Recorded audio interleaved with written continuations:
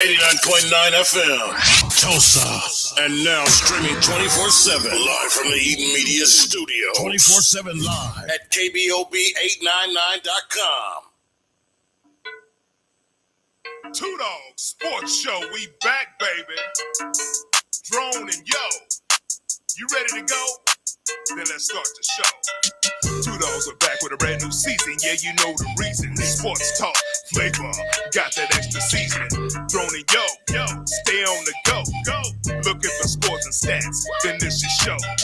Two Dawgs, they got the breakdown. Yeah, we throw down in T-Town. Look no further, Dan. You have just found the #1 sports talk show. Savage picks from Yo, big dog picks from Drone. Wanna welcome y'all back home.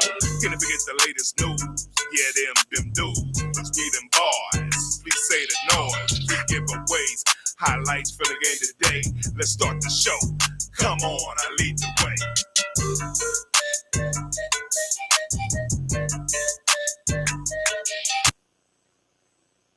What up?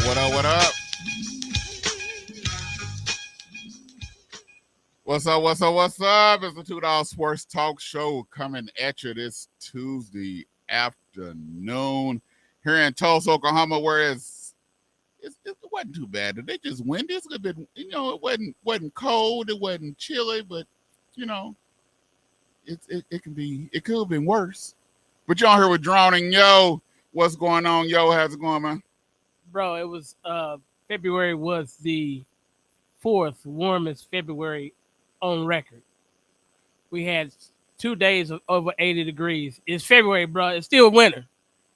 Hey, man, when you see those stinky trees start turning, them trees that when they turn white, they smell like urine, got the whole neighborhood smelling. Yeah. When you see that, wintertime over, dog. Went over with? Went over with.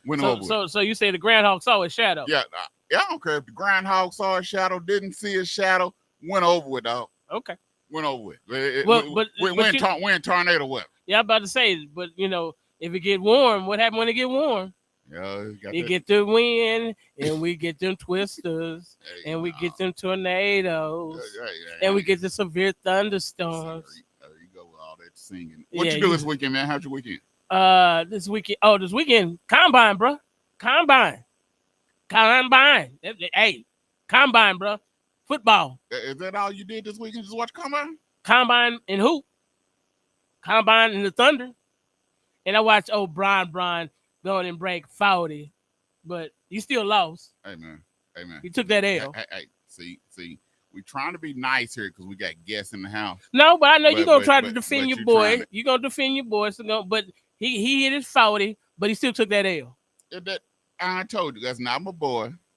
Okay. But I just tell truth. I don't lie. I tell truth.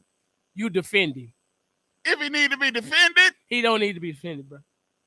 But that's your call. But I like when you go on your rants and you defend Brian, even though you say you don't like Brian, but you still defend him. I like that in you.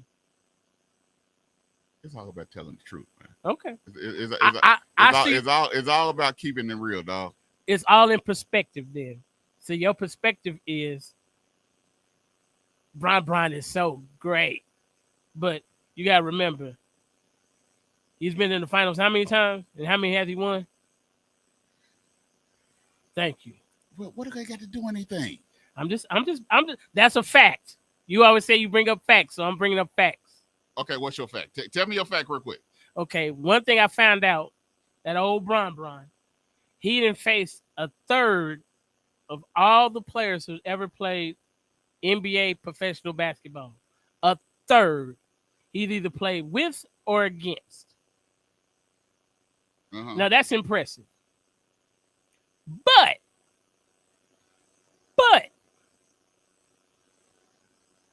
I'm listening. But what? My Mount Rushmore. I have him. Look at you, got you all choked up. You couldn't get it out. Go ahead. I have him 4th. We have MJ, number 1. Hold on, tell me. I never said the dude was first. I always said that if I had to and I choose somebody, I'm choosing Jordan before I choose LBJ. Okay. But I will defend him. We ain't got time for all that. Number 2, Kobe. Number 3, Magic. Then number 4, old Bron. In that order, bro. Is he harder than Kobe? No. No. The only thing you can say about Kobe is that he was actually a Robin to Shaq's Batman. Bron has always had to be Batman. But as Batman, he's not invincible. When MJ is Batman, he's invincible. That's the hold difference. on, time. See, I'm supposed to go there. Wasn't he Batman when he came back and he had number 45 on and he played against Orlando Magic? Yeah. And Nick Anderson stole a ball from him? Yeah. Wasn't he Batman? Yeah. Was he invincible? I mean, he was just No. Was he invincible? At that time, he had... No. Was he invincible? His suit wasn't all the way made. That's a yes or no. His suit wasn't all the way made, bro. His suit wasn't all the way made. But you saw what happened next year. Okay, what happened next year? Okay, was he invincible when he played the Detroit Pistons? Was he invincible? That was... No. That's a yes or no. Was he invincible?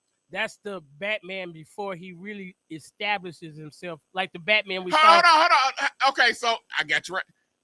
Didn't Larry Bird say, "Is Jesus with shoes on"? Yes. Wasn't that at the beginning of his career? Yes, but he wasn't that before he went to Detroit Pistons? But he didn't have no help then. He did that by himself. That was by himself. By himself. Okay, did LeBron have help? Yes. Where? Show me. Where? Always. We can't stay on this long. Oh, then he had Kyrie. He had Kyrie. When he was at Cleveland the first time, when they was running the East, he had help. No, but what he no. Did he have it? No, you just said he had help, right? Yeah, he had Ilgauskas, and he had the dude that was messing with his mama, Devontae West, and them boys. And he carried them, but he had help. Hey man, I can't even believe you saying that with a straight face. I am. That was his help. Yeah. If y'all trying to say Jordan when he faced Bird in '87 when he hit 63 on them boys, I'm not saying when he had Sellers and all them. I'm not saying they was help. I'm not saying they was help. But that's what you said. But Jordan Pippen wasn't help. Not until he actually realized what he had, until he came into his own.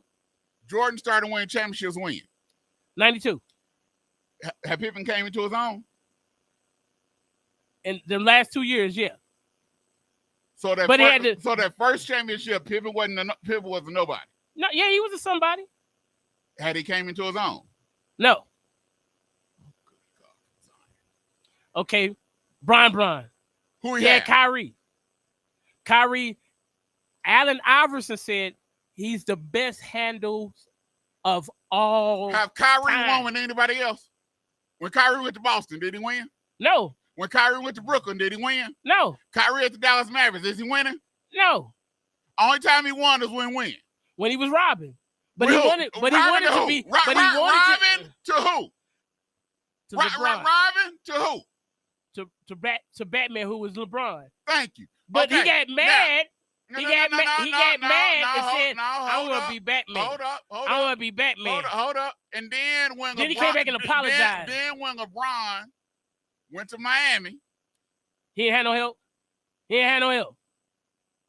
What did they do? What did Dwayne Wade do? He can let Bron lead. He let LeBron become what? The leader. But no. So he was just the leader. He wasn't Batman, huh? Yeah, he wasn't Batman. He was just the leader. Because he had a Justice League. He had Justice League. Boy, see, we gotta take a quick break because we got a hot topic for you. We got special guests. We got the athletic director for the Nathan Hale Rangers, Mr. William Coleman. We had the athletic director for the Tulsa Central Braves, Mr. Nate Goodman.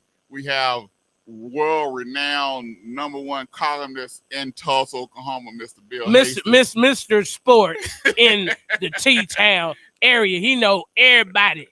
And everything. And everything goes sports. We have a head football coach for the Tulsa Central Braves. He's going to be calling in Mr. Kip Shaw when we get back. after this break because we're going to talk something serious about football head coaches' pay in Tulsa Public Schools when we get back right here on the $2 Sports Talk Show. Start being more transparent in the body of Christ. You know. Take the mask off. Take the mask off. Have we met? Who are you? Take the mask off. Take the mask off. Take the mask off. Have we met? Who are you? Take the mask off. I don't fake the funk. I don't perpetrate. Getting too old. Ain't got time to play. I don't fake the funk. I don't perpetrate. Getting too old. Ain't got time to play. Preaching righteousness, but you don't let it weigh. God delivered me. I refuse to stray. It take discipline to obey. He's the master potter. I'm just the clay. Chose to fight. Never stop walking. Battle dark forces. Christopher Walken. Preach a great sermon, but you just talking. Minister of Satan. Status stalking. In love with the title. Became an idol. Spiritually dead. Check his vitals. Flesh and spirit. There are rivals. Dead flesh gang. Suicidal.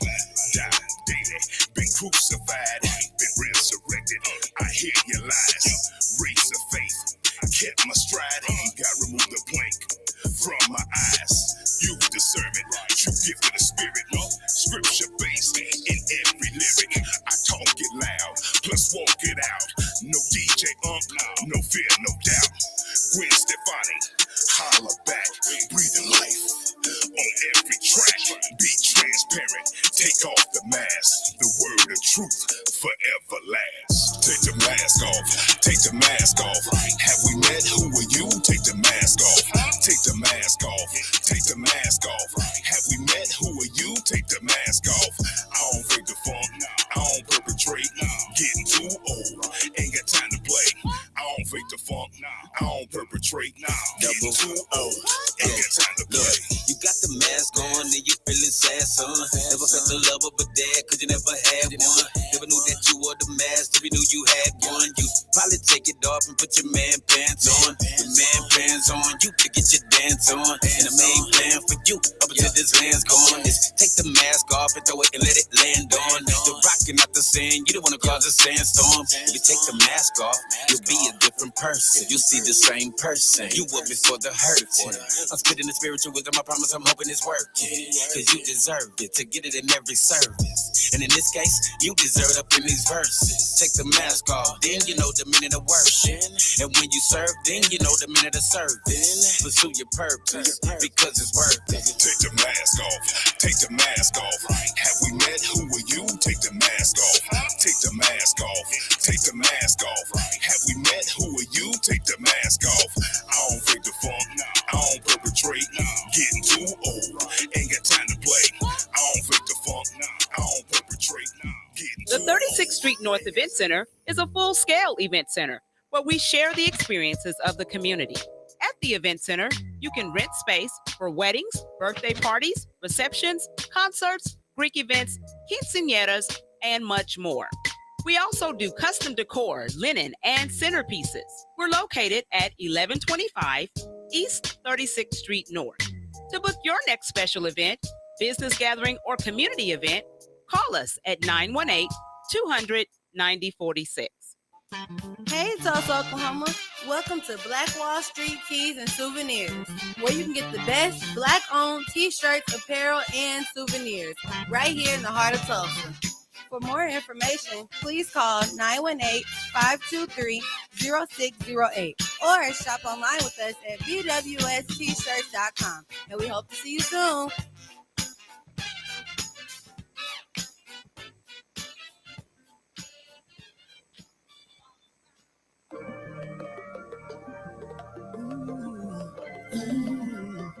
I wanna be just like Christ. I wanna be just like Christ. I wanna be just like Christ. I wanna be just like Christ. I wanna be just like Christ. I wanna be just like Christ. I had a rough life, cause a lot on my own in my younger life. I was a rolling stone. If you're looking for me, I'm probably at home unless I'm ministering.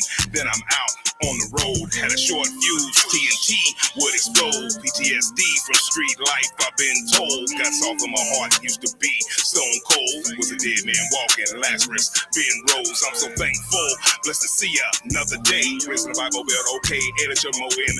Used to run D plus MC, now I walk this way. Faith plus grace, want you. Welcome back to $2 Sports Talk Show here on KBOB 89.9 FM. All right, we got coming up something real hot. It's called Eating Out. You finna get functified by Mr. Bobby Eaton and the crew at 36th Street North Event Center, Saturday, April 6, 2024 at 7 p.m. Tickets are on sale now at KBOB 89.9 FM Studios, 36th Street North Event Center, Ralph's Menswear, and Starship Music and Gifts. Tickets are $20 in advance, $35 the day of the show, $300 VIP table seat of 8. Or you can go online at 918funk.eventbrite.com and get your tickets. It's presented by KBOB 89.9 FM and 36th Street North Event Center. Come get functified by the Eating Out Band. All right, here we go. We got the crew in the house.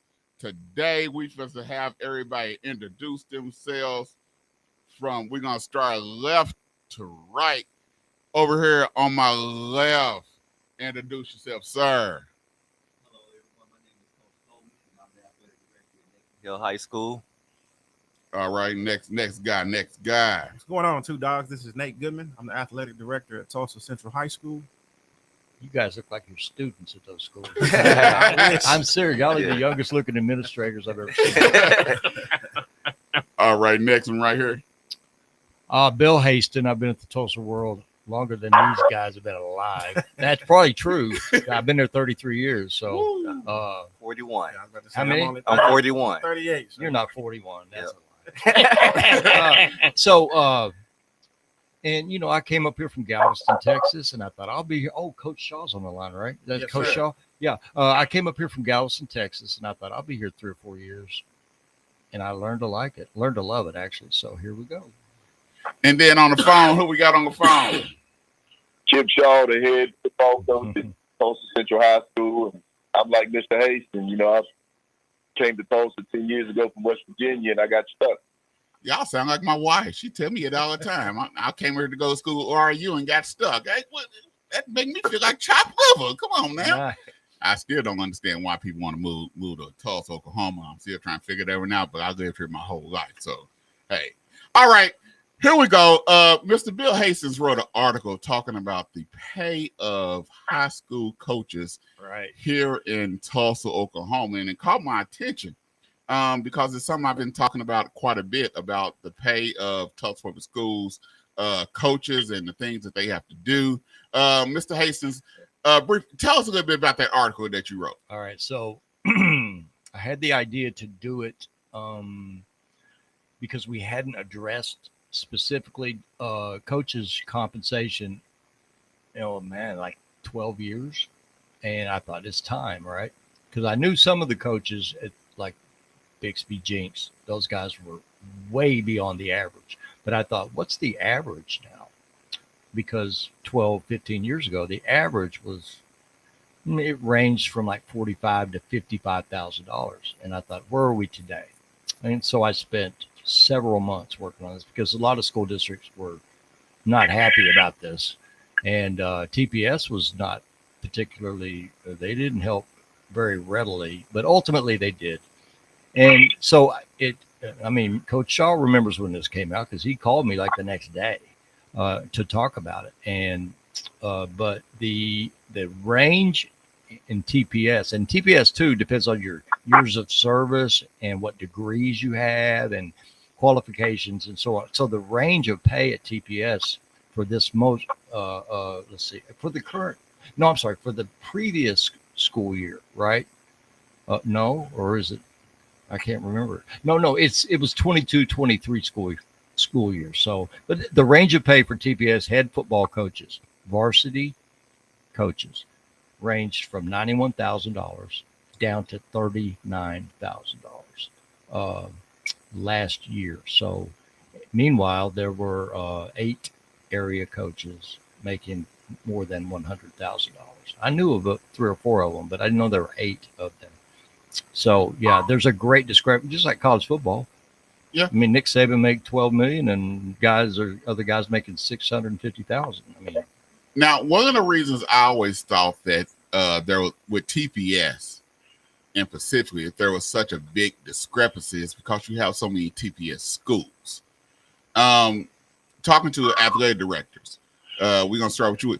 Do you all see that can be an issue? Is because we have so many Tulsa public schools where the pot has to be split so many different ways, where you cannot pay all the coaches what they're worth because they do more.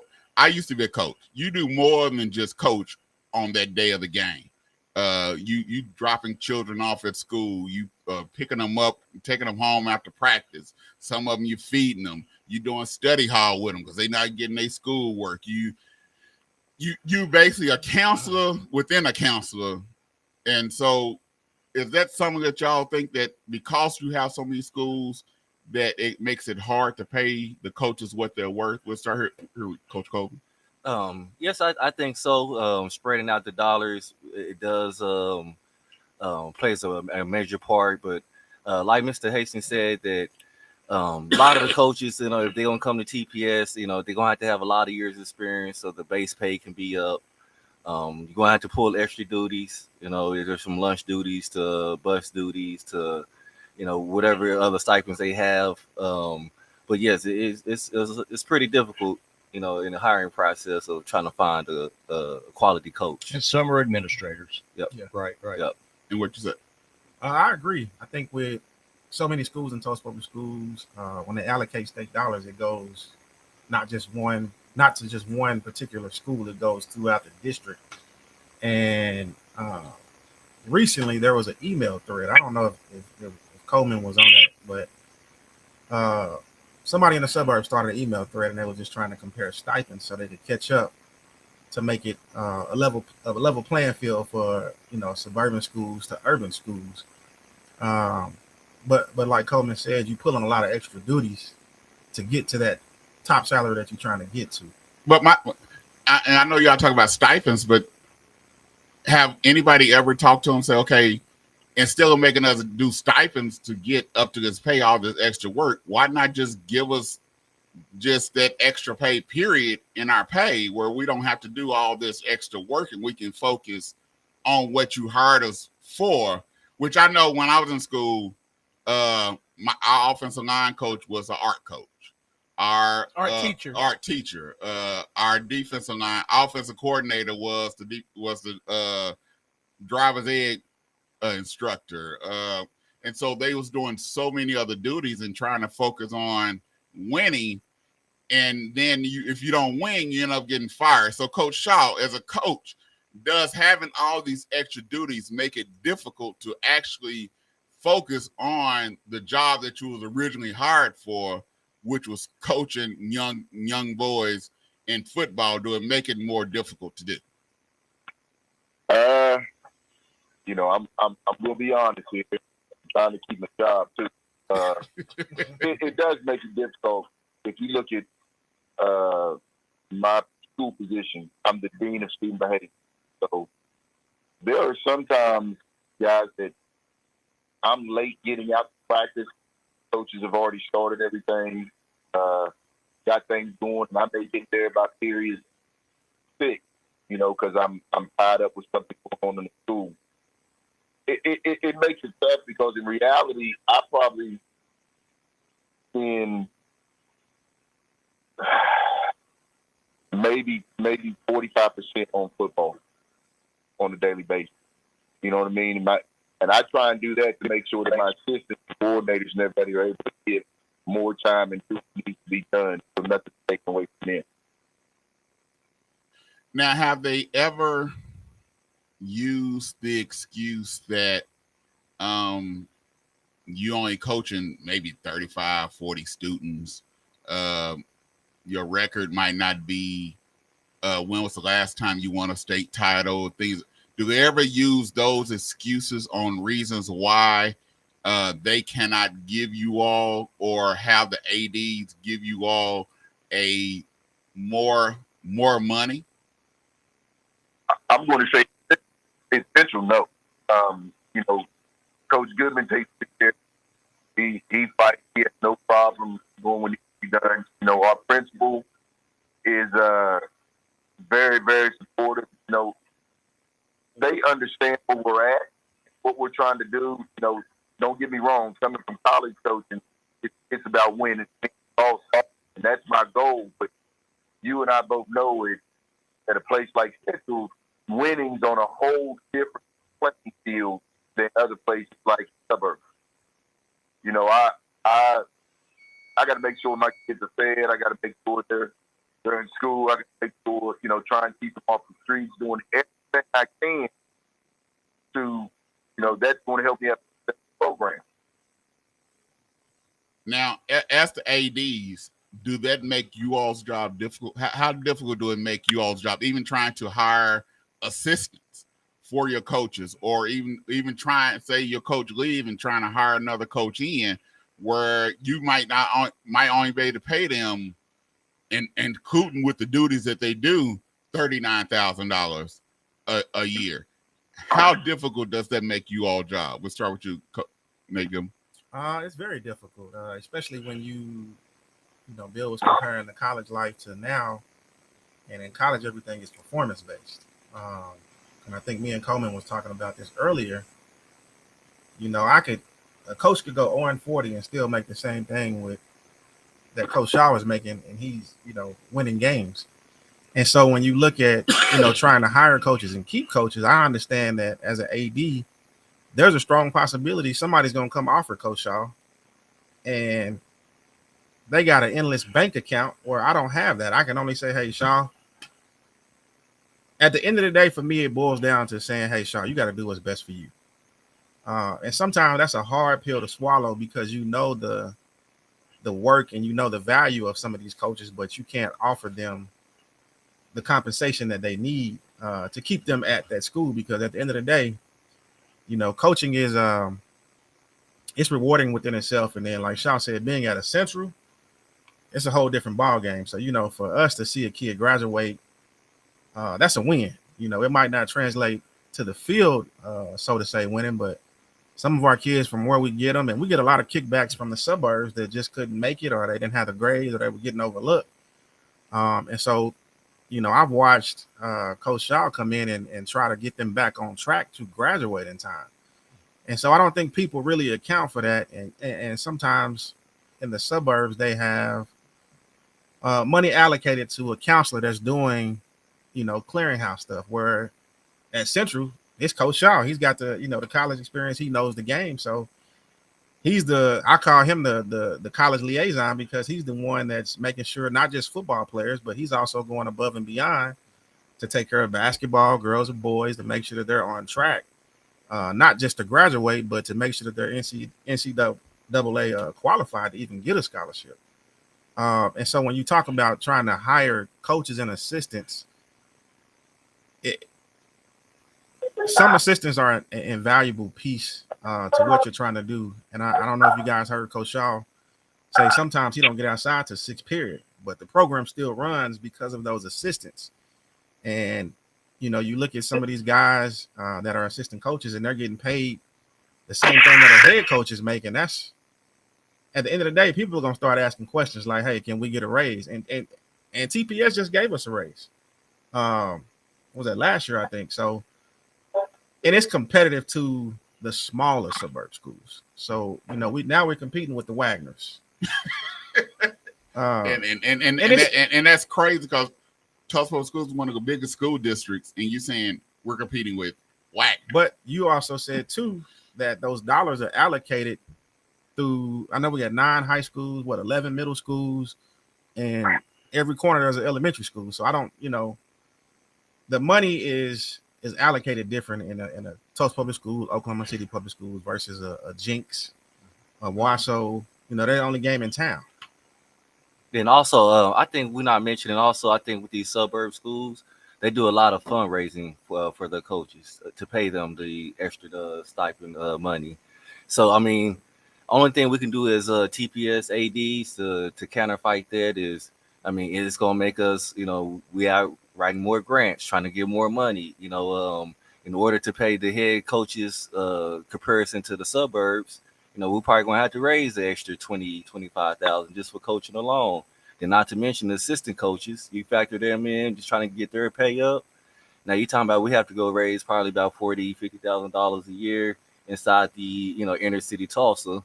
Probably the school area that your school sits in, that and depending on how much money that area has, depends on how much money you're gonna get support from the community. And then some of the red tape that you got to go to for the money that you raise on being able to pay the coaches and having to be approved through So suburbs, Union, of course, has the sales tax from out there, and Jinx have their area, Bixby have their area. So I mean, they can afford to pay the coaches. It's just a different dynamics within the inner city Tulsa. But here's what I hope is that, all right, so if I'd have said, okay, 20 years ago, if I'd have said, hey, fellas, by 2020, every school in TPS will have a new gym and several new stadiums, right? So hopefully, now that everybody's outfitted with really nice stuff, although Booker T's fighting hard to raise some money for a weight room, which they really, really need. Yes. Because their weight room is not much bigger than this. Right here. Well, that's true. It's very small. But hopefully, in this next generation of decision making, then there's that same kind of emphasis on paying coaches and athletics personnel. And then I had overall. a question for Bill. I don't know, and you might know. So, and I think Bill and I can speak on TPS how we start off with a let's say football budget. I've heard rumors, and this is a rumor, that some of the suburbs start off with a healthy, allotted football budget, so to say. So do you know if they have a football budget? And it's just different district to district. What I did learn was really interesting too, in working this piece last summer, was that no two districts are alike. Like if you look at the pay breakdown on the football coaches, it's crazy how much different each one was and where that revenue comes from. Camps, some of them got a bunch of camp money, some of them got none. A couple of them just got money, just paid. You know what I mean? Mm-hmm. And then others, there were several avenues through which that money arrived. But I mean, bottom line on the suburbs, I mean, like if you're talking about Union, what does Union got that nobody else has? 71st Street. Yeah. What's going on 71st Street? There's $1 million a day being spent on restaurants and clothes and shoes and whatever else. Correct. Wait till that Shields Sporting Goods open. Have you ever been to a Shields Sporting Goods? I've seen it. It's unbelievable. And that's going to be a game changer for that mall. It'll save that mall. And so the tax base factor is something that I will say this, though. I just spent 2 weeks in Houston, and TPS facilities are as nice as any city district, I think, in the country. And Coach Shaw, Coach Shaw would probably agree with that. I mean, Coach Shaw gave me a tour of the Central Stadium when they got built. Now the question I have, when you was doing the interviewing, did you sort of pick up that TPS, Tulsa Public Schools, does not really have a real big desire to back their sporting events? They don't have a real big desire to really push and put the money into athletics? Well, I mean, everybody here knows Gil Cloud, and Gil Cloud was a savior when he came along, whenever the year that was, 2012-ish. And I would say at that time, at the highest level of the administration, but they didn't give a damn about sports. Didn't care at all. But Gil Cloud pulled athletics through that rough patch. And more recently, with Deborah as the superintendent, I think Gil had to go to battle a few times on behalf of athletics. And so now it's in Mick Wilson's lap. So Mick's he's going to have to fight some battles And we'll see, is Mick going to be that kind of leadership person? Because that's some of the Because things. he's going to be in that job a long time. So that's some of the things I used to hear that TPS didn't really push athletics like you think that they should. It was my sense for a while that as long as Memorial was winning championships and Booker T was good, everything was cool. That's my perception of it. So, I mean, these guys may think I'm a fool for saying that, but that was my perception. As long as Bobby Allison was winning games and trophies, and as long as Booker T was good in two sports, everything was cool. It's got to be more than that, though. I mean, look at the state tournament. I just counted up. There's a bunch of girls and boys teams going to state tournaments this weekend from TPS. So. Now, Coach Shaw, something I always said, I said, well, maybe what if Tulsa Public Schools combined some of these schools? Because I know the talent at Tulsa Public Schools is just spread out so far and wide that it's hard to really compete like you want to, because a lot of these towns that you're playing, they might have 60, 70 children on that team, and they've been playing together since they was in Pee Wee, where a lot of Tulsa Public Schools, they might play together in Pee Wee, but once they reach a certain age, they spread out. And so you might have 30, 40, maybe 50 players on a roster, which makes it difficult. Have there ever been a suggestion about maybe we should combine some of these schools and, and play that away? I'm sure at the top they probably had it. I haven't heard it. And, it all good when you say let's combine schools, close schools, and all that stuff. But, there are people out there that they're not going to want that. And you don't want to create any kind of rift or anything trying to enhance our sports program. If you look at football, state football, for instance, participation is down all across the country. Young men just aren't playing football like they did kind of when we were growing up. That's what we had. One thing I think we do a good job of is we, our age at about 35 to 40 kids. That's good for us. I'd love to have more. Don't get me wrong, but you just have to be careful how you do it. Okay. When I would ask Gil about consolidating schools for that reason, to combine resources, human resources and money and everything. First of all, I mean, there is a downside because some coaches are going to lose jobs, right?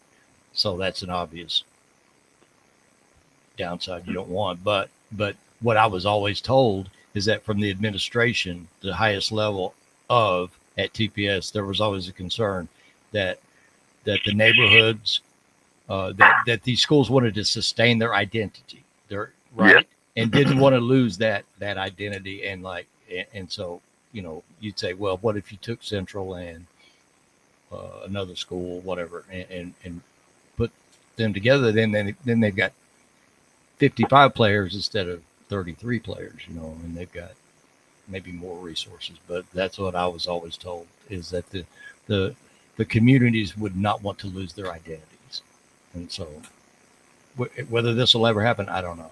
Because I look at basketball and I tell anybody, to me, it's easier for Tulsa Public Schools to compete in basketball. Because basketball, you got probably 12 players on the squad.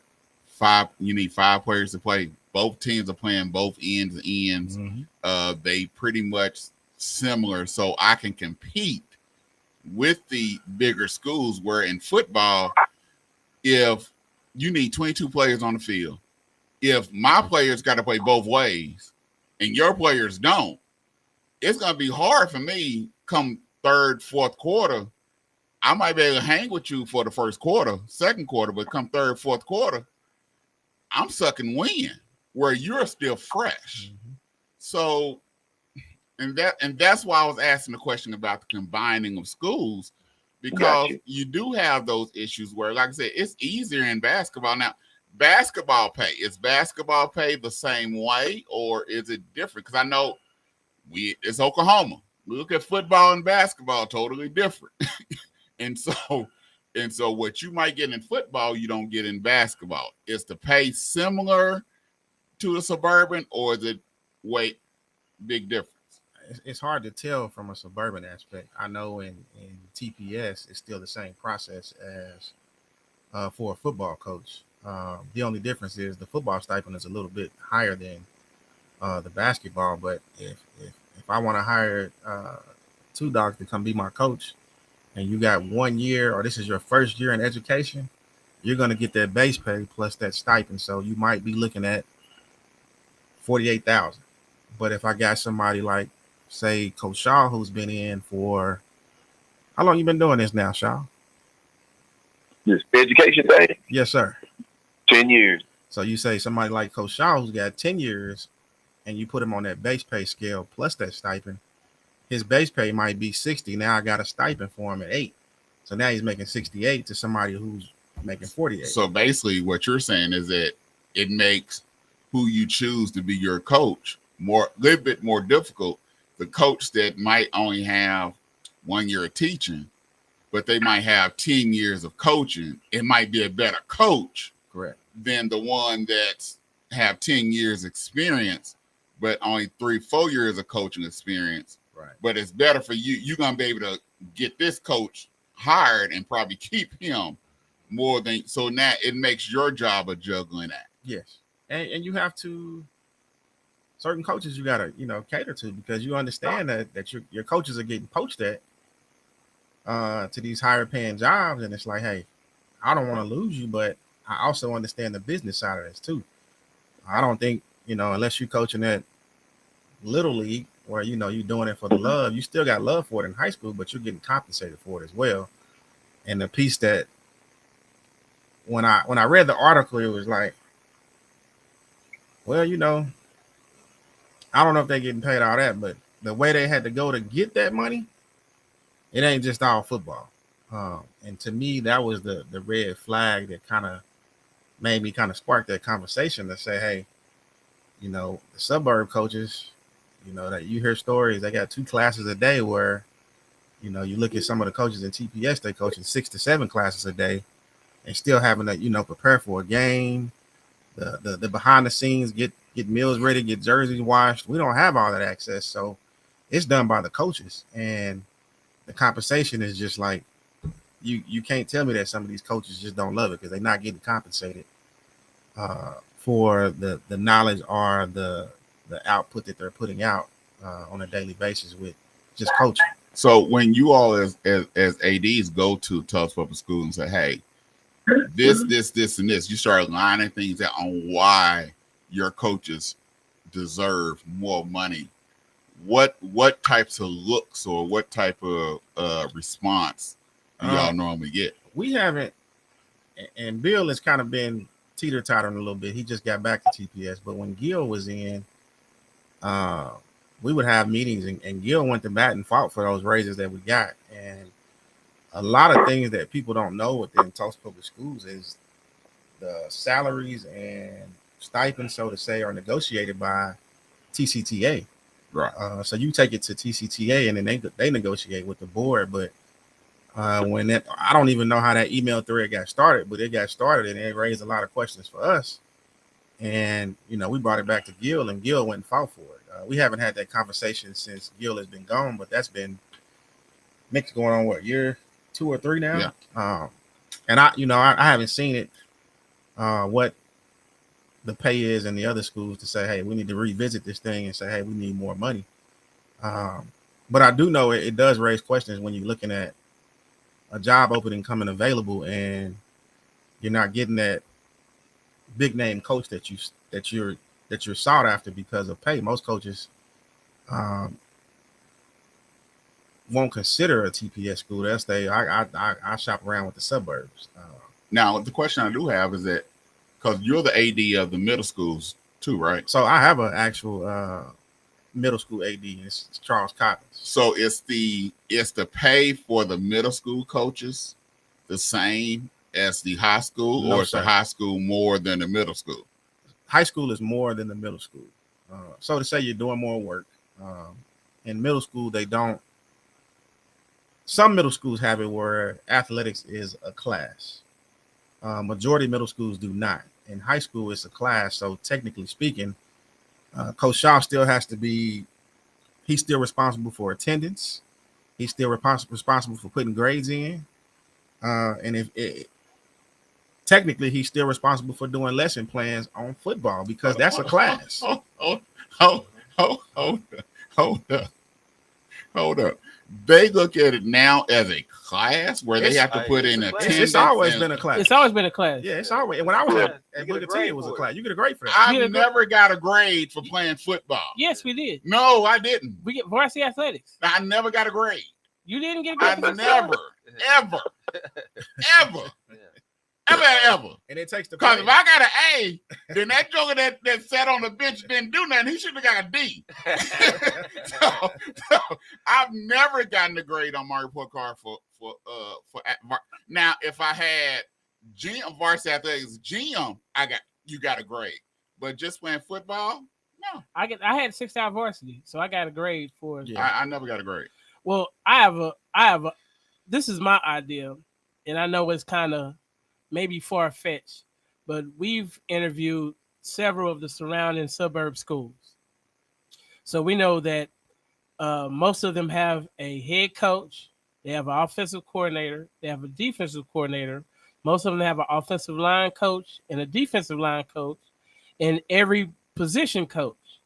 Some of the suburb schools also have a strength and conditioning coach and a nutritionist.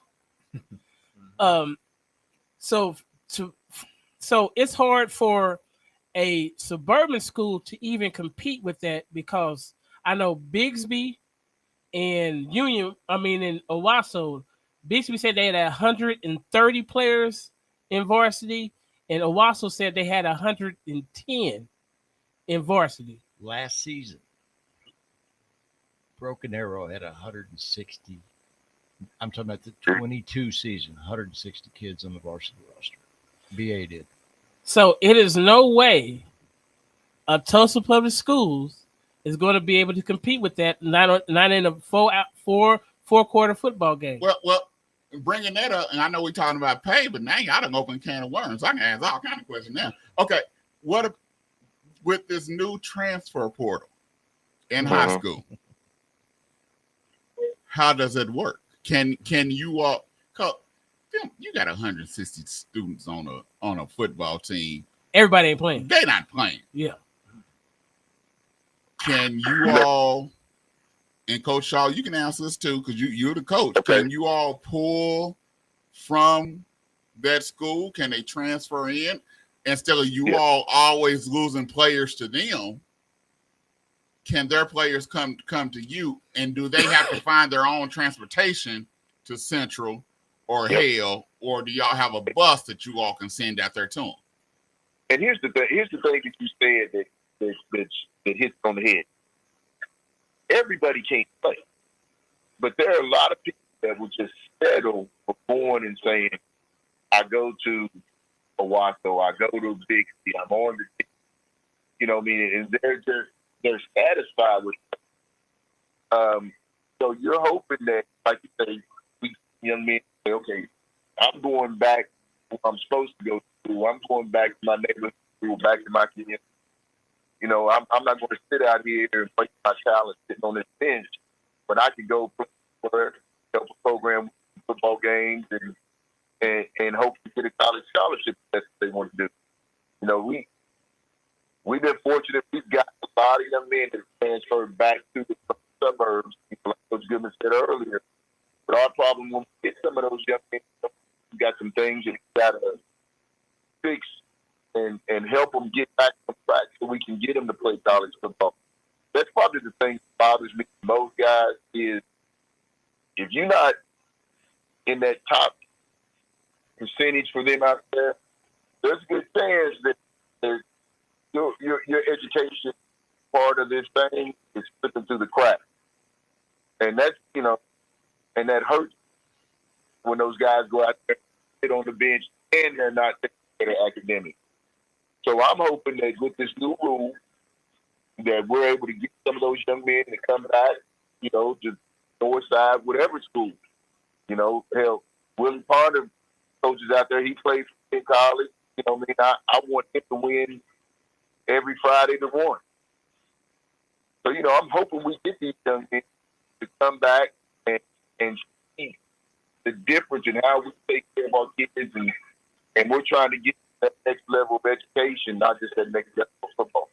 Now, are you all, and Bill, you might know because you might have looked into a lot more, are the schools able to petition or do like a radio ad or a commercial or anything to try to some kind of roundabout way to get parents to say, okay, maybe I need to send my child, because my boys is in Union, and I know for me, I thought about switching them, and it was hard for me because I stayed in the Union district to move them from Union to Tulsa public schools because of the opportunity and because of some of the treatment that you were getting from the coaches. Because if you didn't have all the money, if you wasn't the doctor, if you wasn't that, your child might be good, but they might not get the playing time. They might be better than the person that's getting the playing time.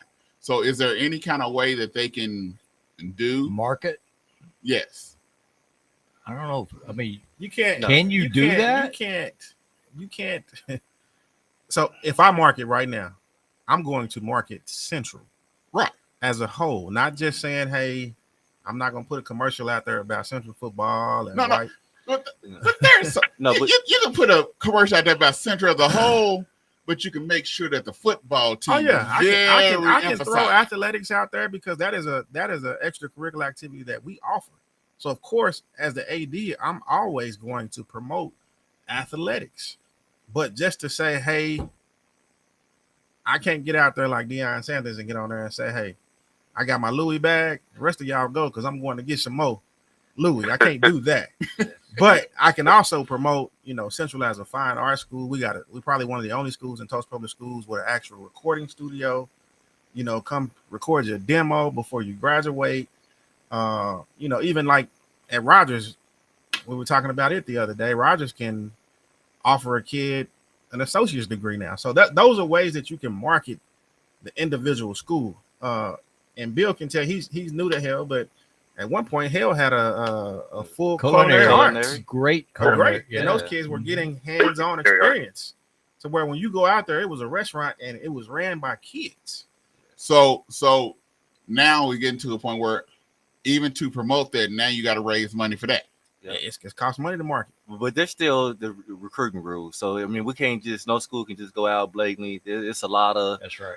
Rules that they implemented with this new rule that's going to effect with if schools with the transfer rule that they have for educational side.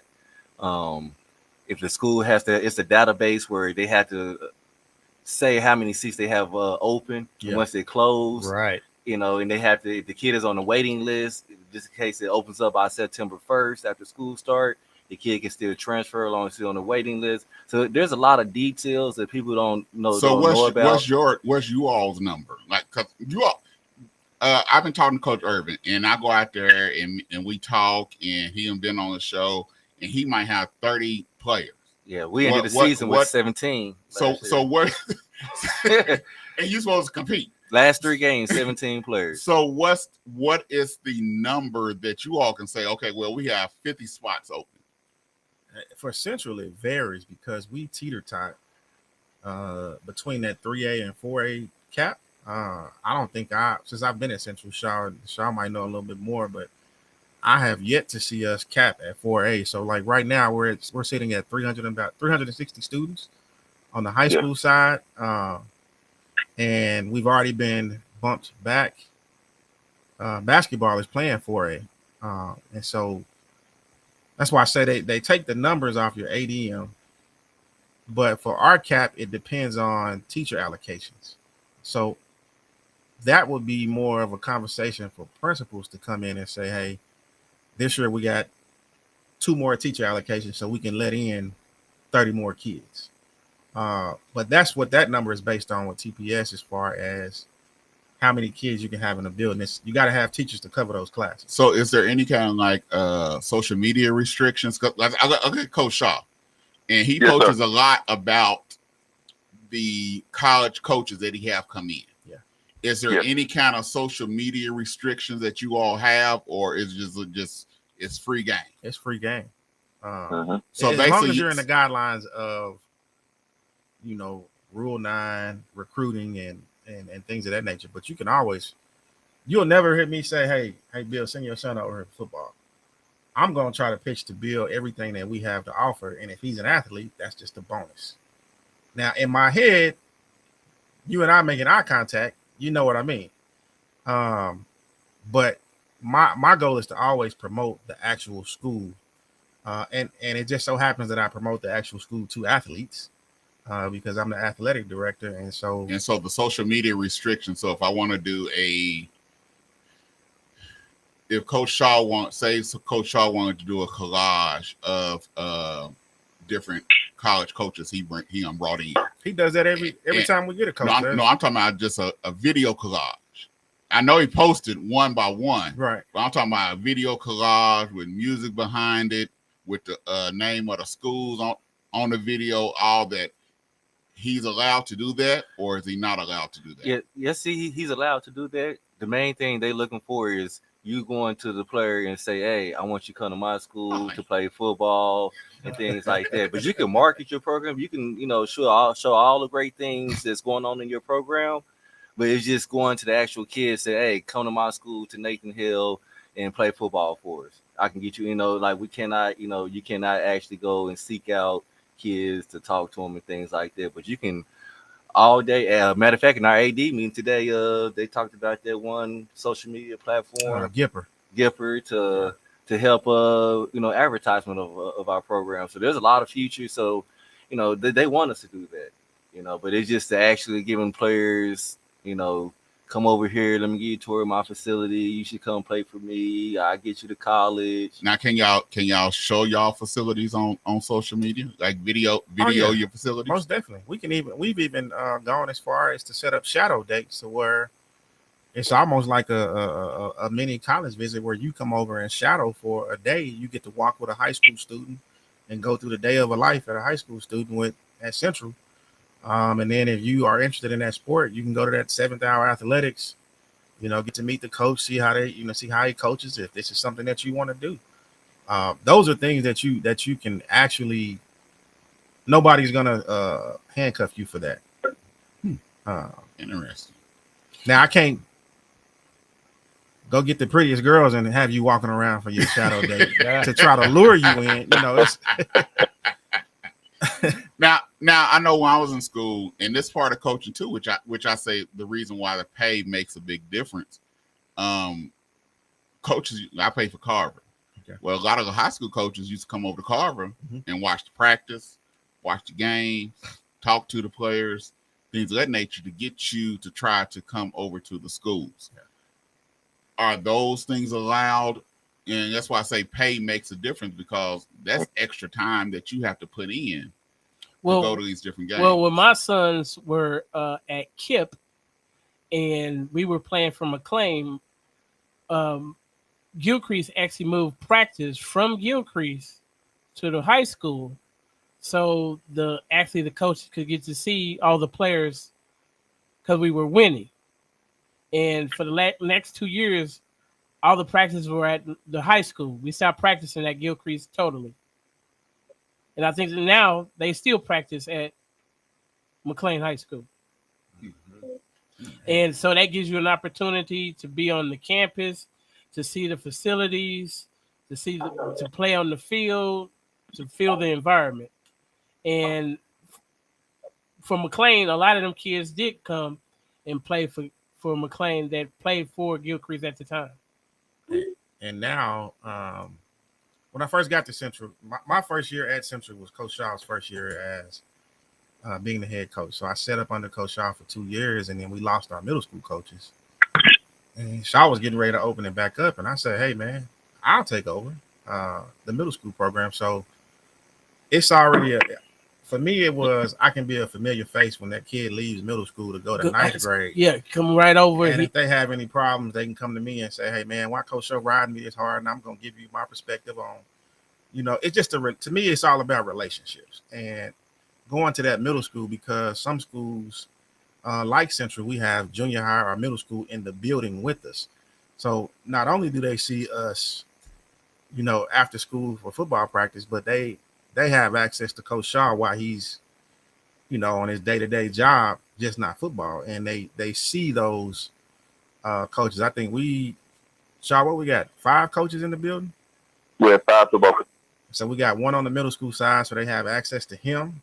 You got Coach Shaw, who was walking around on both sides of the school. I'm moving around on both sides of the school. So they have access to interact with us. And then not only that, Shaw allows them to participate in our summer pride. So now our summer pride is not just high school kids. You're looking at 6th grade through 12th grade, and really Coach Shaw is the one that drives the middle school. So in the summertime, that's the only voice that they getting really kind of in their areas, Coach Shaw and Coach Payne. So now Bill, getting back to pay in the suburbs, how much did you find that the booster clubs played a major part in the pay of some of the coaches or even the assistant coaches that they have? Not much. In fact, some of the districts forbid it because they don't want to have to deal with the politics. They forbid a booster club or forbid? No, they have booster clubs, but they forbid like revenue flow coming in from it for the coaches, because then you compromise your coaches with regard to playing time and all that. So some of them don't even allow it. Let me give you an example here. So Bill Blankenship, Wasso, of course, he just retired, but his pay was his pay overall was $148,950. Okay. He got $132,000 of it as at his base. He got a stipend as the head varsity guy for $15,000. He got an additional stipend of $1,700, which it just said additional stipend. I don't even know what he got it for. But wow. It amounted to $148,950 for Bill Blake. Okay, at Wagner, Dale Condick, man, he got I said how it's different on each coach. He got money he got a cell phone allowance. He got health insurance money that's almost $7,400. He got retirement contribution of $6,500. He got athletic director pay, $30,000. His base was $52,000, but overall he made $115,000, and that's at a 4A school that really loves football. Yeah, right? But they're dominant 4A school.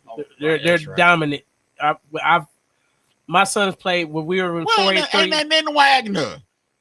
But they football team is one of the best 4A teams in the States. But that also goes back to when I said, when you're in Pee Wee, you growing up all the way playing together, and by the time you get to high school, you're not going anywhere. Your parent, most people in Wagner is not moving. You're not moving to Wagner. No.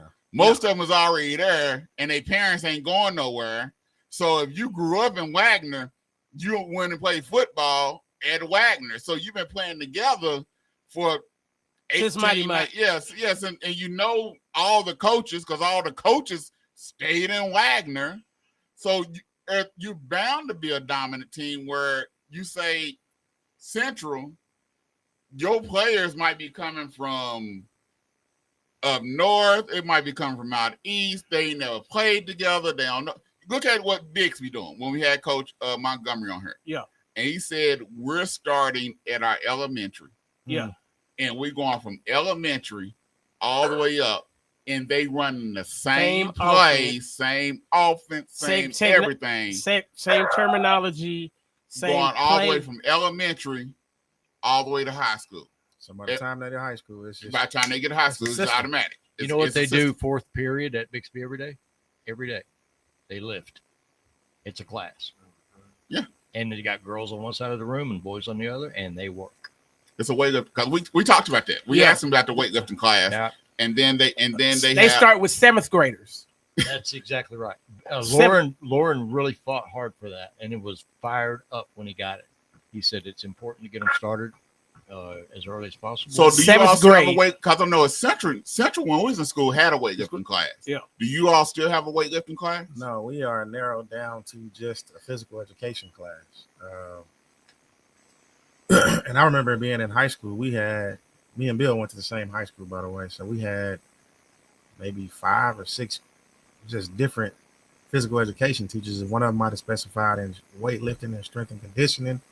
One might have been swimming, and they were all led by your coaches. So when my senior year in high school, I purposely signed up for Coach Jimmonson's weightlifting and training so I could get my lifting out of the way. So by the time school was over, I could go to work.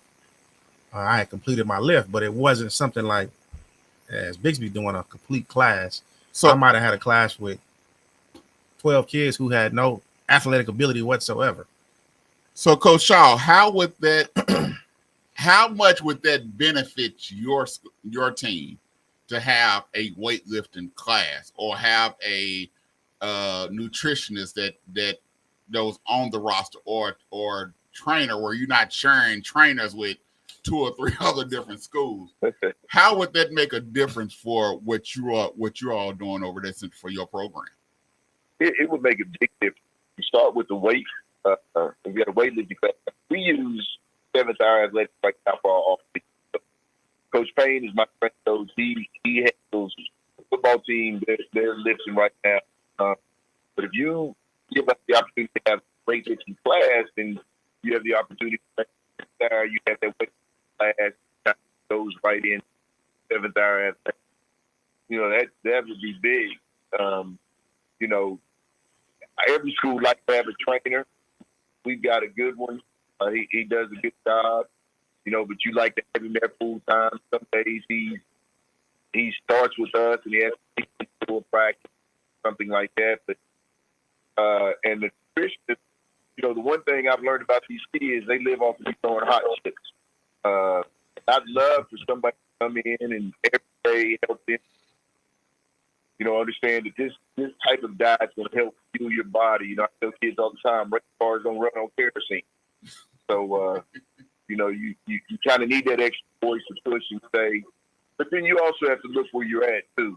Our kids, some of our kids struggle just, having a on a daily basis. So, there's kind of that even out factor. Yeah, it'd be great to have a nutritionist, but at the same time, some kids just don't have that are able to have that need for money to afford those type of bills and those things. Has it ever, and I'm gonna add this for the ADs, has it ever been thought about maybe went to Tulsa schools, okay, can we do a weightlifting class and maybe give a teacher a stipend where they can that they can use their break time or get a $2,000 stipend or something to do a weightlifting class that your players can come to or things of that nature? Have any of those things been suggested, or what are some of the ideas that you all have tried to come up with to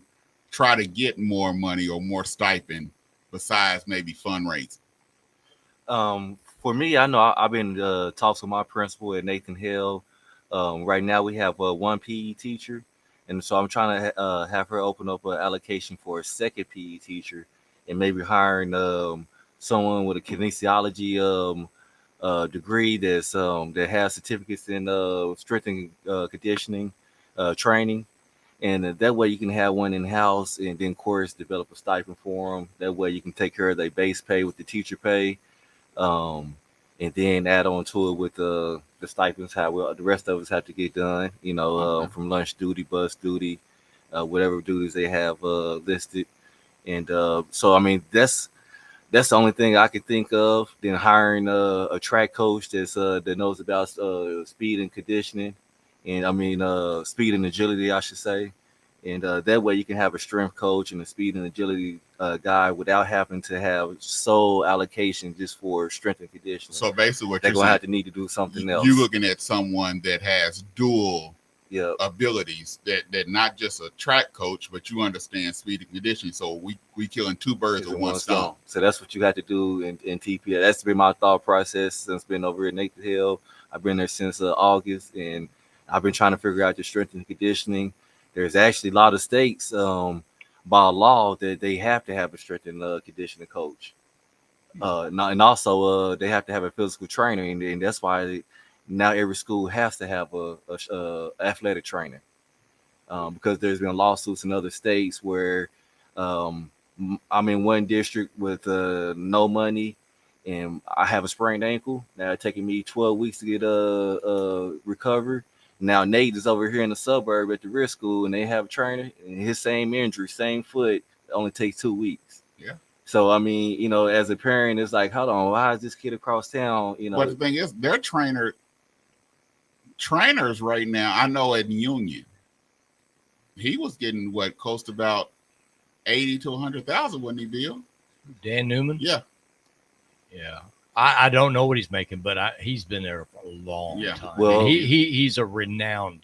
Well, it's been federal mandated that each school and also colleges, I think they have to have like 7 trainers, certified trainers on staff now. Because that's why we suffering at the high school level, because colleges are coming pulling the high school trainers up because they have to, by law, have a certain amount of trainers on their staff. You would not believe, you guys may have been on that second level at Owasso in their building. It's like a nice hospital. Yeah.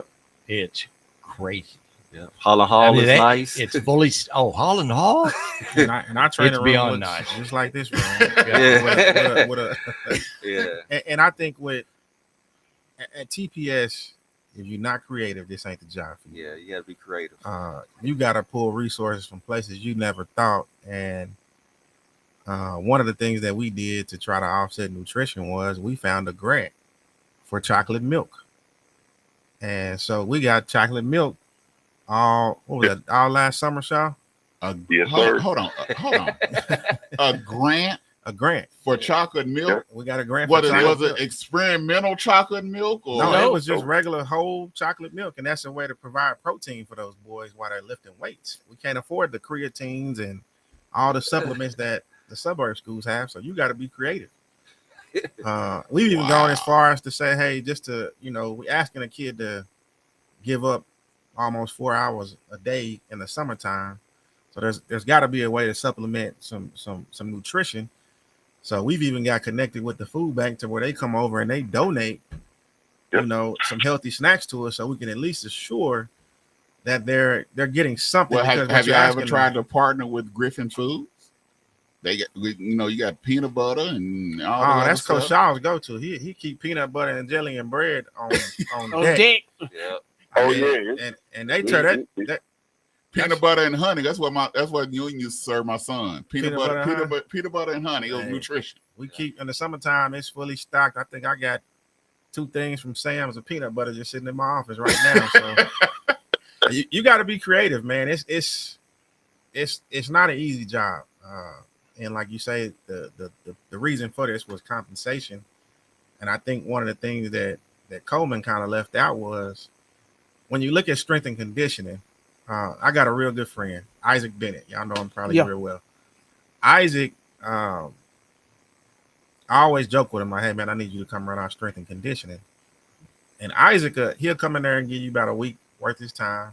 But then Isaac has clients that he has to get back to. But also on that flip side is if we want to pay Isaac, it's got to make sense for Isaac to say, hey, I can't train y'all no more. I'm going to go over here and train at Central, because he can making his own schedule, making either the same or a bit more just training people versus having a set salary. When you're looking at training, and at Central, we have this thing called artist in residence. So that might be something we need to look into. We're getting the strength and conditioning as an artist in resident, because they are a professional by trade. And so with that, they can come in and say, hey, I'll give you 4 hours a day. I want you to pay me this per hour.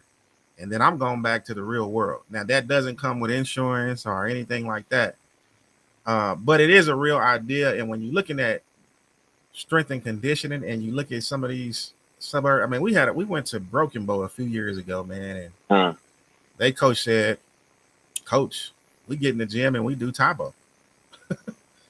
All the boys line up and they're doing, Taibo, and that's their strength and conditioning. What have y'all ever thought about? Because you got a lot of colleges around here. Mm-hmm. They have internships they have to do. Have you ever been thought about or seen if you're able to bring in interns that can compensate where you don't have to pay because they got to get a grade for it. They got to do.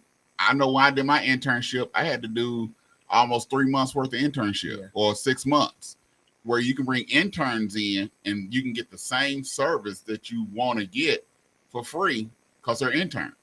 I don't think we've ever discussed that or even looked at. That's a good idea. That'd be something I definitely take back to Mick and say, hey, can we look into it? Yeah, look into doing internships, because those interns has to come to do the work for a certain amount of time, so they can even graduate. I know we started doing that with some of the athletic trainers, because like Bill say, it's hard to catch a trainer because colleges is calling them up right now.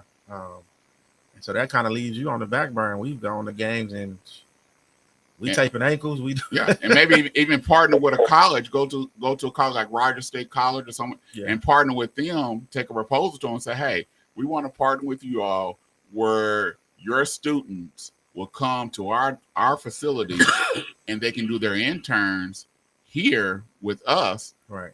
I know with social work, when you do an intern, the person has to have a master's degree to do a social work intern somewhere. And if they have a master's degree, from my understanding, you can do it. They can be a supervisor or the internship. I know it might be another position on Coach Shaw's plate or whoever your head, or Coach Urban's plate, or whoever the head coach is, but it will get free revenue and work in that you all need for your facilities. I like that idea. And I'm definitely going to take that back to Mick, because I'm looking at ORU right now for something similar to that, to kind of spearhead our social media department. Yeah. Because I ran into somebody and she said, hey, we got kids that do interns and they're specialized in social media, but I never looked at it from that aspect of getting the strength and conditioning. Tulsa Tech. Yeah. It's crazy. They have full sports medicine therapy program.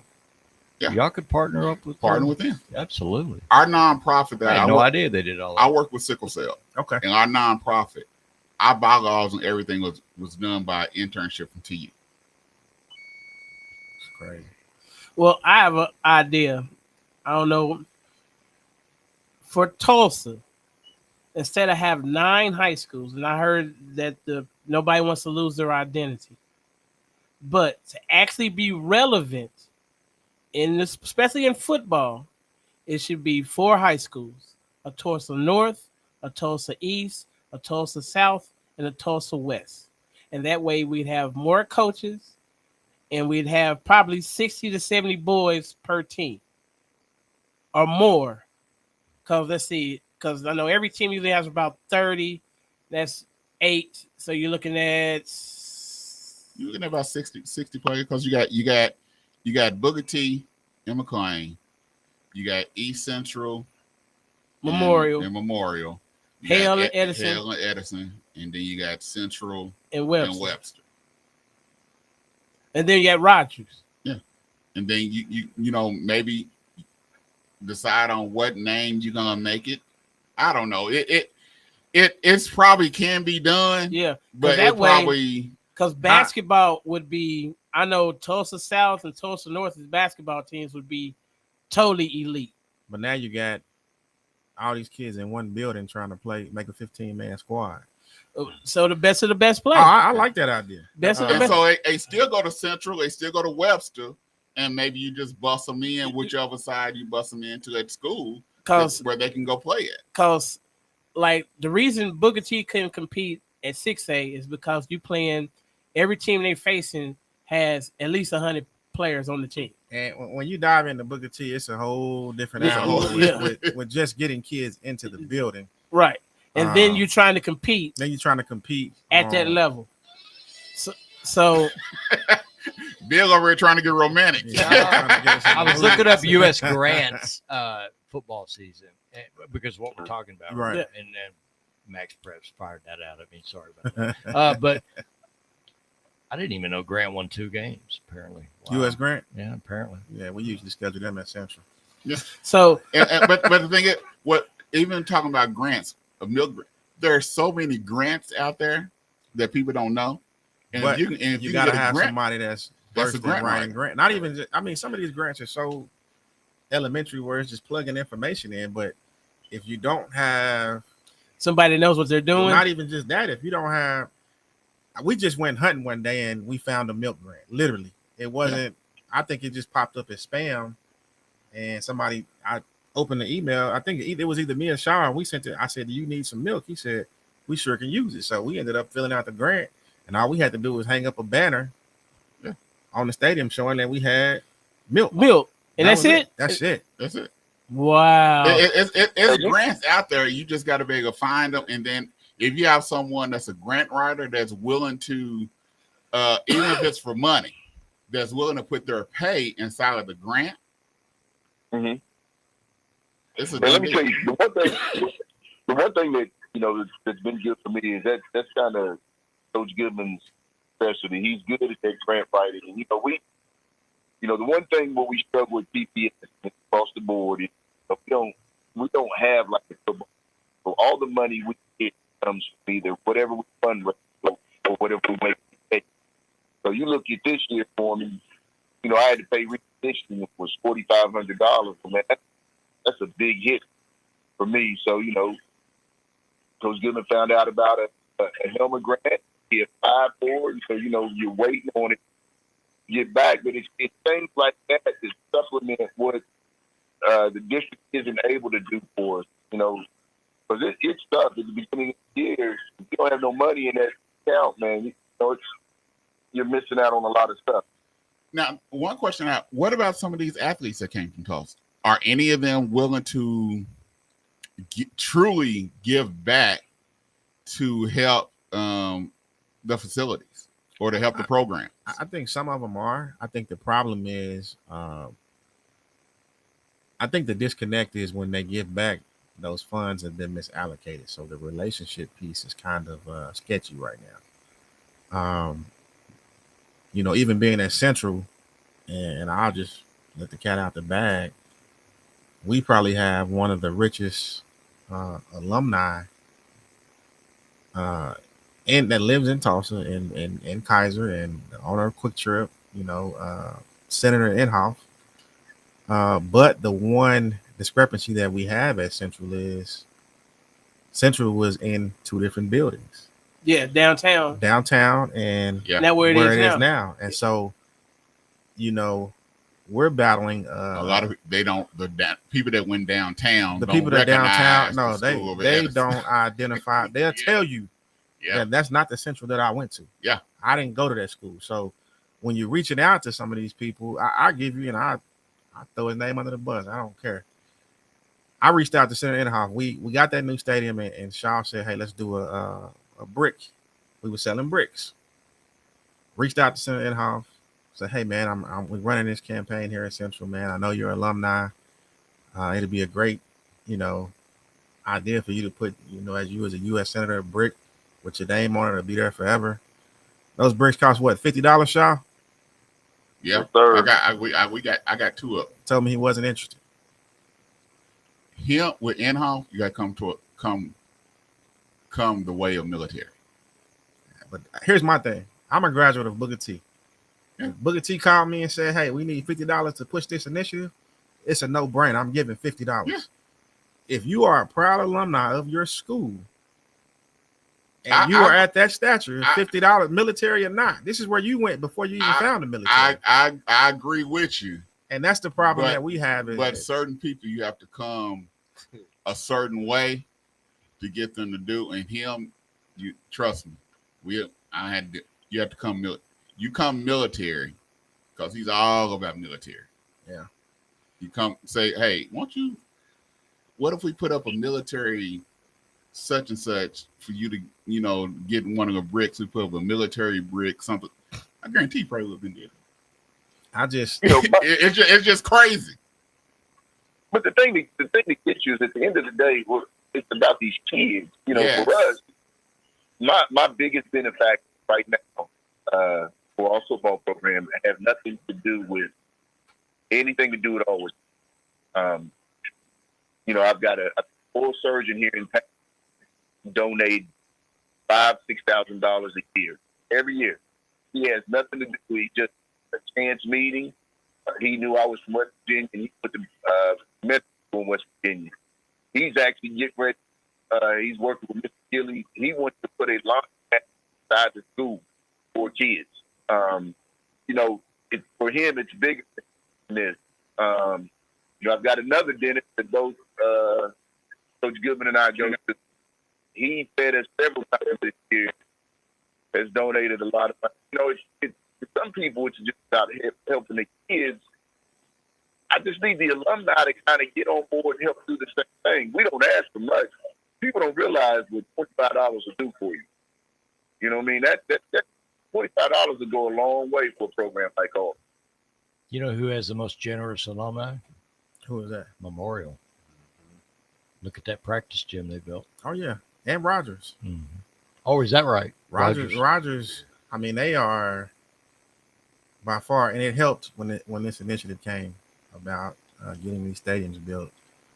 Who was the AD at the time and what high school he went to? So it might have been a little biased there with Gil Cloud, but they have a strong alumni presence, and you know, and Bill knows that Booker T's alumni just raised what $1.5 million towards a facility just for weightlifting, and they still short, but I know that there's $1.5 million that was raised. Wow. And so when you talk about alumni, I don't know, you know, you guys' college background, but I get a letter every year from Tennessee State saying, hey, will you donate this year? And it's like, you know, you either give or you don't. But if you're going, I'll give you a prime example. And you've been out there on your radio show. We are in almost, I'm not going to say the heart of Tulsa, but close to. We're downtown. We're a median happy place. And there's still a lot of alumni from Central in Tulsa. Mm-hmm. Mm-hmm. Homecoming, how many people you say out there? Hundreds. Woo. About 500 or more. You got a Central and McLean game, and I can lay down in the bleachers and make snowmen. That's a problem. And, you know, I get it. Things come up where you can't be. Some people have kids now where they're involved in other activities. But if I'm free, this year we had a bye week. You know where I went that Friday night? Booker T. It's just a feel of, you can almost sense the difference from Booker T to Central. And a lot of people don't get it. You know, they used to tell us we bougie, but the one thing Bill is 4 years older than me. I was a freshman, he was a senior. They used to have this thing called Jump the Freshman. We all took it, but at the end of the day, we were all family. You wasn't gonna come at Bill. Bill wasn't gonna let nobody come at me. And that's the piece that we have to get back to, with providing traditions. And none of the coaches right now on staff have went to Central. So the tradition is traditionally lost because we don't get people to come back and take care of the school, or whatever you thought the school was when you was there. That piece is gone. And so now we're trying to build new traditions and change the culture of a whole school. And it's just like we don't have that support from the alumni. Hey, you got two Central alumni right here. Y'all know. You do. Let us know. And I don't like calling people out, but y'all always support. Yeah, y'all always support. So it's just, but two people. Just imagine this. If we said, you know, everybody from Central give $20. If you graduated from Central, give $20 back to the school. Where would Central be right now? $20 a year. You probably wasted $20 a day on some food. Yeah. Well, I know this, especially when it comes to the older generation. And I know this, my dad played for Booker T, and he was on the 68 state championship team. I went to work. You do not have to mention that. I went to work with people that actually went to Rogers and went to Edison, who played my dad's team. And the way they talk about Booker T and the way I've heard about the Booker T was totally different stories. A lady that she graduated in 70. She said, I hate Booker T. Our team never scored on them. We hated to play them because we got embarrassed. And I was like, this is not the Booker T I heard about. But my dad has a whole different perspective. But the teams that play Booker T, they didn't want to schedule them, and they did not want to play them. Well, I think even with Central, like I said, I know from 90, 91, 92, 90, even my brother them from 85, 86, the pride that they have for that going to Central. Yeah, it's different. It's you better not say anything crazy about Central Right. from, and I get it. I understand it that you say it's lost. And so you got to try to figure out how do you get that back. Right. And that we've been trying to do that for 10 years. It's because homecoming sold out every year. Yeah, homecoming is a great gate for us. We actually, I hate the process of homecoming, but on the flip side, I understand that this one game could possibly take care of football for the remainder of the season. Homecoming, it's a party in the parking lot more than it's in the game, yeah. But one thing that hurts, is all of the extracurricular stuff of what they think happens. Because when we were in high school, the basketball games, if you wasn't there by the girls' game, you didn't get in. And we did that this year. I don't know if y'all knew about it, but we played Booker T. I'm pretty sure Bill heard about it. Now Booker T, Eli, he bent this over his lap, but I was more impressed that there was. We almost should have pre-sold tickets. That's how packed that game was. Basketball, I think you can get it, but football, because you think of all the extracurricular activities that might take place, and it's outside, and so you don't come. But basketball, I think you can get it better than football. It's just a point of trying to figure out where you can bring that football pride back to, because Central really never had a whole lot of football pride because we had to travel. They were losing a lot, and then the stadium was at Webster. It was a home school, so the only school that really won quite a bit was Booker T. So a lot of other Tulsa public schools, you didn't really hear too much really great deal about their football. Basketball teams, that was a whole totally different story. You heard about the basketball teams, and the games was packed. So, but even now in basketball, we played hell this year, and it probably was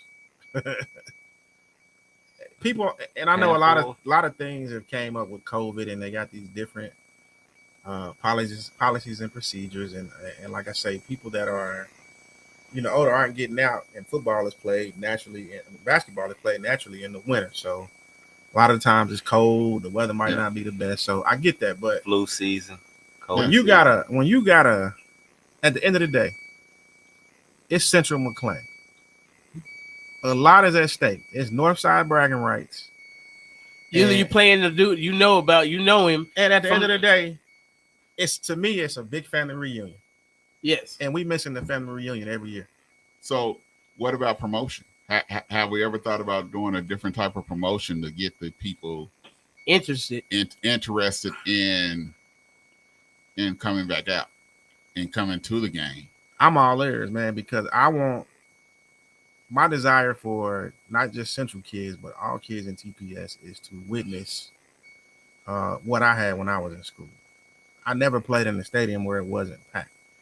I never, as a kid growing up, we would be on the sidelines, playing. And I think Shaw has kind of tried to drive that initiative to, bring a little league team to go through pregame warm-up, go through the pregame speech, interact with the kids while they're warming up.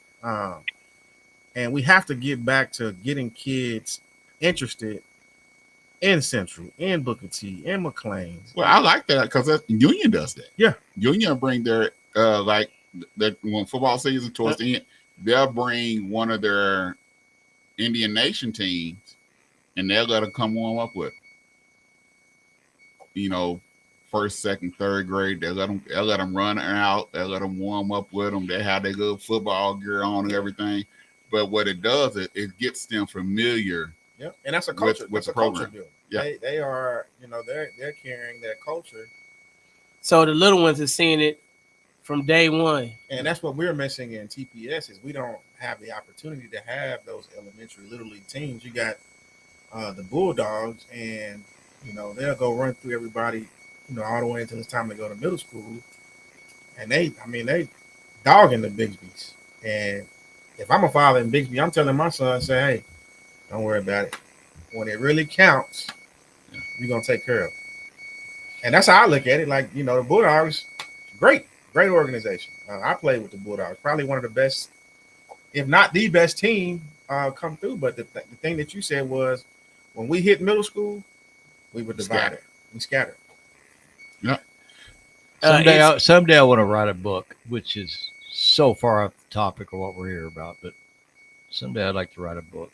Not literally a book, but I'd like to write about the effects of the Presley family move away from Booker T.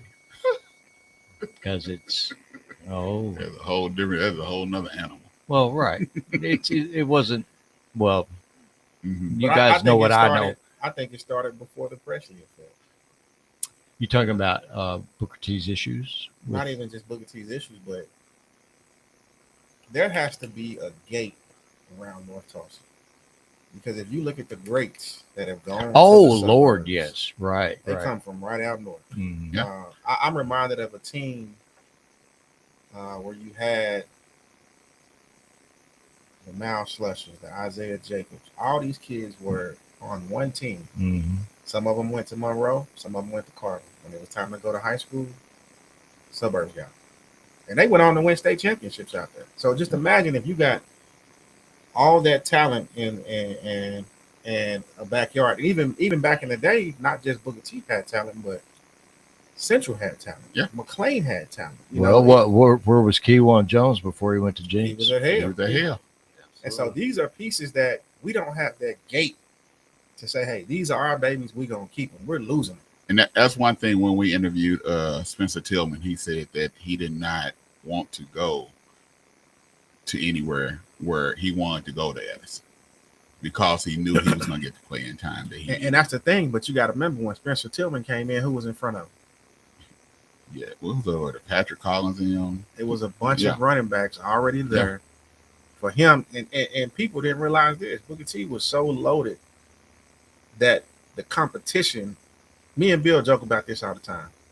People saw the product at the game. The competition side of it was at practice. If you was at a practice, you saw the best football you ever wanted to see. But you saw the finished product when we going out here playing at Edison that subpar and we beating them 72-10. That's not no competition. That's not competition, but that's practice. At practice with us, it's always the next man up. And so you went 10 times harder at practice. I remember my junior year, Coach Jimerson got to the point where he said, I'm taking too many bodies on away games. We're only going to take 35 kids. So imagine what practice went like that next week. To get to be one of the 35. You want to make that 35 roster. Make that traveling squad. See, that's we never, because we barely had 40, 45 people on the roster. Soldiers, period. But even at Central, years past, they were competitive. And I think now the turn is there where Shaw has made Central not the laughing stock of a football program no more, to where kids are coming to Central. And, you know, me and Bill have conversations. I'm sorry, I call him Bill, but we have conversations on, you know, Hale's got a kid right now that's, he need to be a 5-star lineman, but he's got 4-star. You talking about the dude that's like 6'7", 6'8"? Javion. That Brandon was talking about. Yeah, Javion. Yeah. He's got offers, you know, and these are Tulsa Public School babies. I've always stood on. The new kids say standing on business. I stand on business that TPS athletes, we produce more Division I athletes and we produce more professional athletes in Tulsa Public Schools. And so for me, it's like, if you're going to chase the suburbs, you chasing the wrong thing. I got a son now and I tell him like, hey. Well, My son played with Josh Jacobs and Justice Hill. They were one of the best Bulldog teams of all time. They were 57-2. I remember. Um, then when they got to middle school, Josh went to Kip, then he went to Gilcrease. Justice went to Carver, and then went to Booker T. It's split up. Split up. And now that team could have been left together.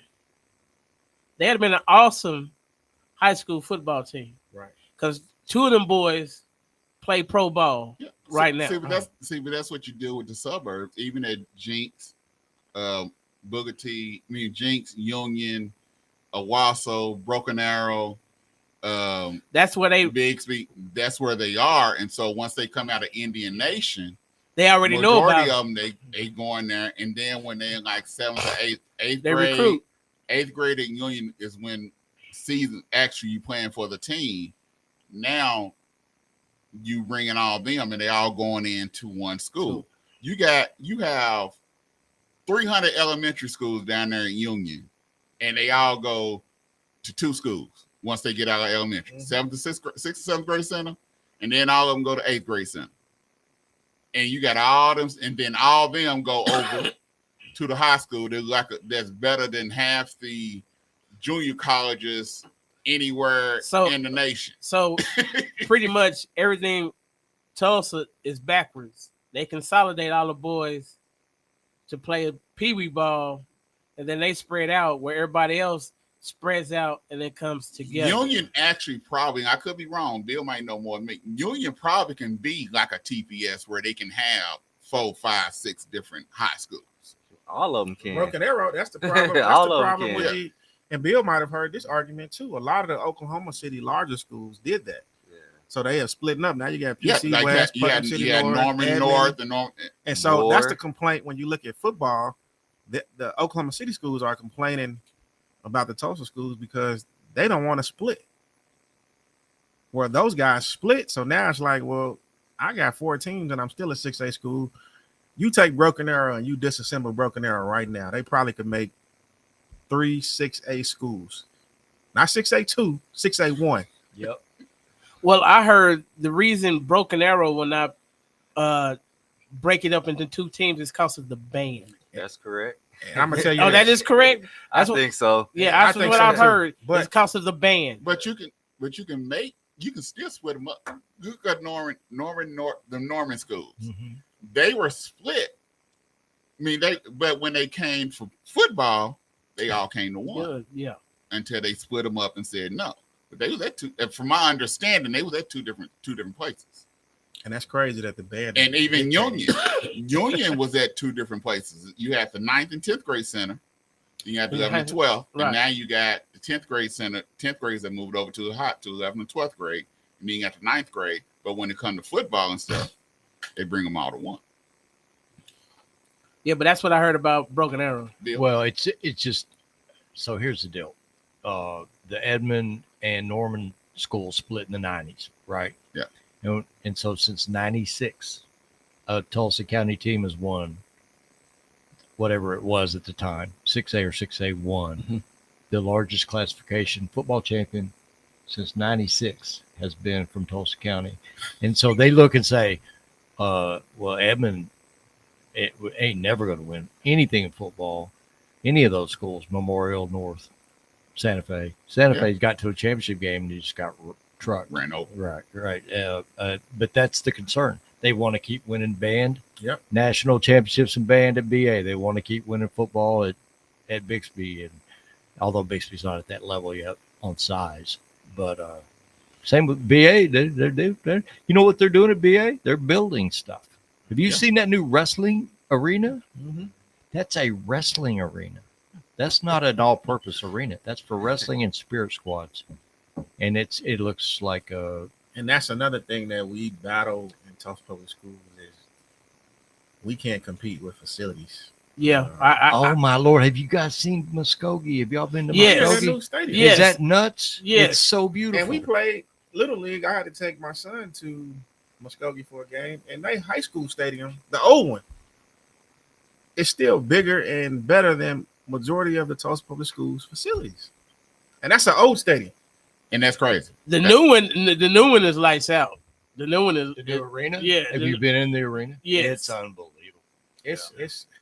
It's ridiculous. Well, I want to thank everybody for coming on. We done ran late today. Yeah, but we needed this though. But the conversation was so intriguing and it's needed and it needed to be heard. So I want to thank you all for coming on.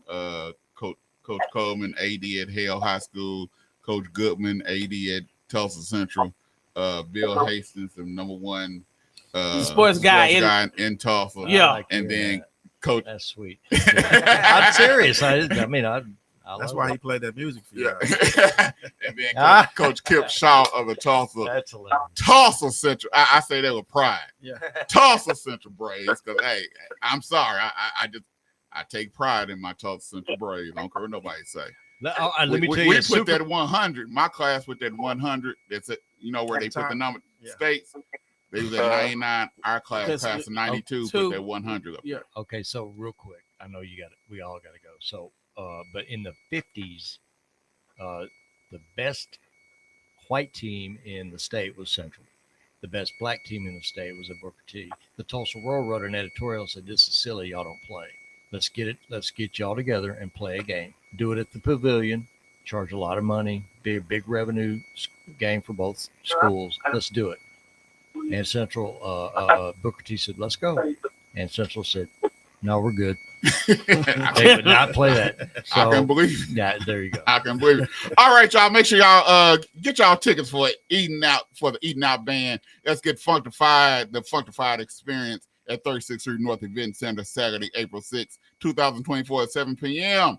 Tickets on sale now at KBOB 89.9 FM Studios, 36th Street North Event Center, Rouse Menswear, and Starship Music and Gifts. Y'all know about Starship. That's the place we used to go when we was growing up with Starship. Music and Gifts. Tickets are $20 in advance, $35 a day of the show, $300 VIP table, seats of 8. Or you can go online to 918. Ooh, my eyes. 918. You getting old, y'all. Hey, we get that. 918funk.eventbrite.com. This show is presented by KBOB 89.9 FM and 36th Street North Event Center. Let's get functified. We'll be here same time, same place. Want to thank all our guests. Coach Coleman from Hale High School, Coach Goodman from Tulsa Central, best sports writer in Tulsa, Mr. Bill Hastings, and Coach Kip Shaw of the Tulsa Central Braves. You bark at us. We bark back. Woo! To the beat, y'all.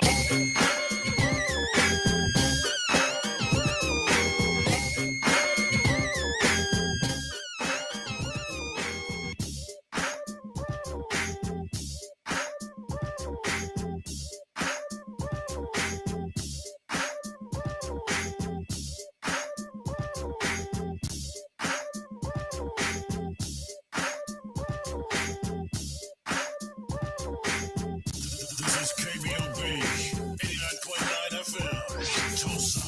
And now streaming 24/7 live from the Eden Media Studio. 24/7 live at KBOB899.com.